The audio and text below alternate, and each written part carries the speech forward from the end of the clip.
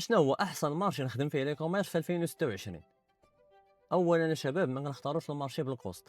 راه هاد المعلومه اللي غنقول لكم دابا راه خلصنا عليها اكثر من 10000 دولار ديال السلعه اللي سمحنا فيها اليوم.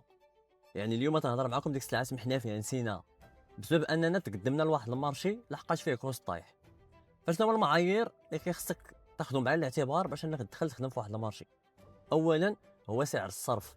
ما يمكنش انا غنبيع واحد البرودوي بالعمله المحليه ديال داك السوق اللي اليوم مثلا كتسوى دولار، ومن هنا لفان ديال السيمانه ولا لفان الشهر يقدر طيح تولي كتسوى 0.2 ولا 0.3. وكمثال هي العمله ديال تركيا الليره، تقدر اليوم تبيع اوردر ب 39، في لفان ديال الشهر تجي شركه ليفريزون تعطيك تلقى راسك واخد فيها 20 دولار ولا 15 دولار ولا وات ايفر. هذا هو المعيار الاول.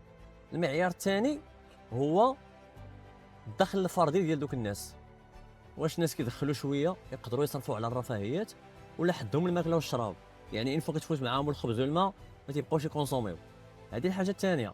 الحاجه الثالثه واللي هي داك الشخص اللي انت غتخدم تدخل تخدم معاه ولا داك السيرفيس، واش الا لا قدر الله وقعت شي حرب ولا طرا شي مشكل في ديك الدوله ولا تحرقات السلعه ولا غرقات ولا واش غيعوضك، ولا غيقول لك قدر الله وما شاء فعل؟